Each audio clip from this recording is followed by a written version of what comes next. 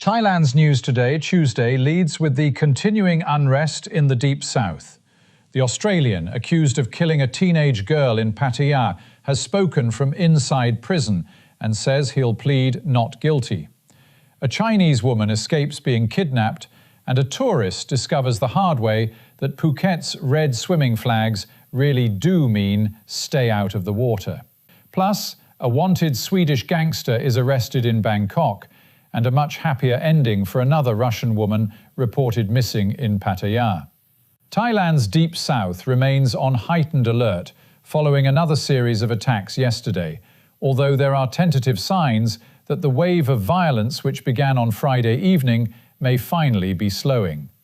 Authorities say the number of incidents reported on Monday was considerably lower than during the weekend, which maybe, just maybe, suggests those organising the attacks have ordered a slowdown. Schools in several affected areas remain closed, while government employees have been cautiously returning to municipal offices to assess the damage and begin repairs. Perhaps remarkably, despite 4 days of unrest, there have been no reports of serious injuries or loss of life. What remains unclear is precisely why this latest surge happened now. There are suggestions that the attacks may be retaliation for recent crackdowns on illegal operations in the region, but no definitive motive has been established. Thai and Malaysian authorities are also working together to trace individuals known to have crossed the border repeatedly in recent weeks. Most of the attacks have targeted government property rather than civilians, and it's important to emphasize that the affected provinces are a considerable distance from Thailand's main tourist destinations. Government officials have also confirmed that there was advance intelligence suggesting coordinated violence was being planned, although security agencies receive warnings and intelligence reports on an almost daily basis. Either way, the events of the past few days are almost certain to result in considerably greater security and military manpower across the region. Some sad news from flood-hit Nan province, where a volunteer relief worker has been found dead in his hotel room after spending long hours helping communities cut off by the floods. The man had been working as part of a drone team delivering essential supplies to people who couldn't otherwise be reached. Colleagues say he had an existing medical condition but had refused to slow down, continuing to work and apparently taking fewer breaks than those around him wanted. His death has understandably hit fellow volunteers hard. These are people who rarely appear in the headlines, but when roads disappear beneath water and entire communities become isolated, they're often the ones working hour after hour behind the scenes to get food, medicine, and other necessities through. And there's a significant development in the Pattaya murder case involving Australian national Simon Peter Carman. An Australian television news organisation has managed the fairly unusual feat of interviewing the 45-year-old inside Pattaya remand prison, where he's awaiting trial over the death of the teenage girl known as Cake. Carman says he currently receives no visitors other than Australian embassy representatives, and, according to the interview, does not yet have his own legal representation. He also appears determined to plead not guilty. Carman admits that he strangled the teenager, but maintains that he acted in self-defense, claiming she attacked him with a knife during an argument over money. He told the interviewer that he feels sorry for the girl's family, but says he did not know her age. He also claimed that she simply followed him back to his rented accommodation and that he didn't know why. Those claims will obviously be tested very thoroughly if and when the case reaches court. Her body was subsequently discovered inside a suitcase dumped near railway tracks. Initial autopsy findings indicated that she suffered a serious head injury and died from suffocation or strangulation. Carman faces charges including murder, concealing and moving a body, and taking a minor aged between 15 and 18 for sexual purposes. He insists he's innocent of murder and told the Australian interviewer that he hopes either to be released on bail or ultimately cleared, saying he doesn't believe he should be in prison. The prosecution will obviously have a rather different interpretation of events. For Carmen, obtaining experienced legal representation will now be absolutely critical and potentially very expensive. At present, there's no indication whether his family intends to finance his defense. In Kampeng Phet province, meanwhile, police received an extraordinary call on Sunday evening after members of the public spotted a distressed Chinese woman wandering with her hands bound.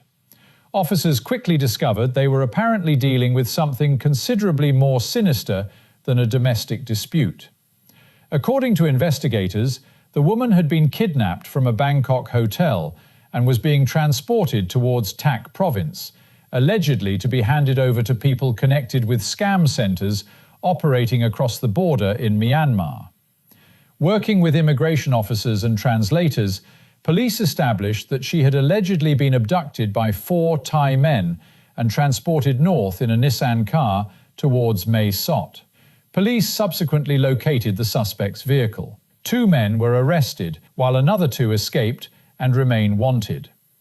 The woman was taken to hospital for treatment for injuries and remained under medical care as of last night. On Phuket, another tourist has discovered the hard way that a red flag on a beach is not decorative bunting. A foreign woman reportedly ignored repeated warnings from lifeguards not to enter the sea because of dangerous waves and powerful currents. According to reports, when warned against swimming, she insisted, "I flew here to swim." Unfortunately, the sea hadn't read her itinerary. She entered the water and was quickly swept away by strong waves. By the time lifeguards reached her, she was reportedly unconscious, and rescuers had to perform emergency resuscitation. Thankfully, they were able to get her out. But the warning bears repeating. When red flags are flying on Thai beaches, they don't mean experienced swimmers only. They don't mean probably all right if you've come a long way, and they certainly don't mean give it a go and see what happens. Meanwhile, the scandal surrounding allegedly rigged examinations for government jobs could be about to grow considerably larger. Following revelations that examination scores were allegedly altered to allow candidates to obtain civil service positions, there are now calls for witness protection to be offered to people willing to provide evidence. Former Prime Minister and current MP Abhisit Vejjajiva has reportedly backed measures to encourage insiders to come forward. The concern is that the cases already uncovered may represent only the tip of the iceberg. Investigators have been examining claims that candidates paid substantial sums to have examination scores increased, effectively buying their way into government employment. And that's where witness protection could become important. Anyone prepared to expose a network involving wealthy or influential families might understandably be rather reluctant without some assurance that authorities can protect them afterwards. The proposals are now being considered as investigators continue looking into just how widespread examination manipulation may have been. A Swedish national, identified only as Kevin, has been arrested in Bangkok following a request from authorities in Sweden. The man is reportedly wanted in his home country in connection with serious allegations, including murder, extortion, and arson. Thai authorities detained him on Sunday and were continuing their inquiries yesterday. He's been described in reports as having connections to organized crime and had previously applied for an extension of his stay in Thailand, although his permission to remain had since expired. He's now expected to be deported fairly quickly to face proceedings in Sweden. His companion, however, appears to have acquired an additional problem of his own. The man who had apparently been sharing accommodation with him was discovered to have overstayed his Thai visa by around 6 months. And unlike Kevin, who may be returned home relatively quickly, his companion could first face the rather less inviting prospect of time in immigration detention, while his case and eventual removal are processed.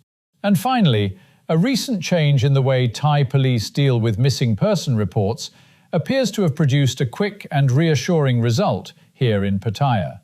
A Russian family contacted Pattaya police after becoming concerned about a 20-year-old woman who had disappeared without telling them where she was. Under reinforced police procedures, Missing person cases are now supposed to receive immediate attention, rather than families being told to wait before an investigation begins. Police kept the family updated, and just 2 days after she was reported missing, officers established that she was safe and unharmed in a luxury condominium in Bangkok. Authorities say she had not been detained, threatened, or harmed. She had simply decided to stay with friends without immediately telling her family. Perhaps a slightly awkward family conversation awaits her, but compared with what everyone feared, that's about the best possible ending to a missing person story. And finally, the weather. Another damp and decidedly sticky day ahead. Temperatures should reach around 31 degrees, dropping to about 27 tonight, with rain possible at various times. Local and national news today from fabulous Pattaya Media Group. And to get a notification every time we release another bulletin or program, like and subscribe to our channel, Fabulous Pattaya Media Group, by using the link below.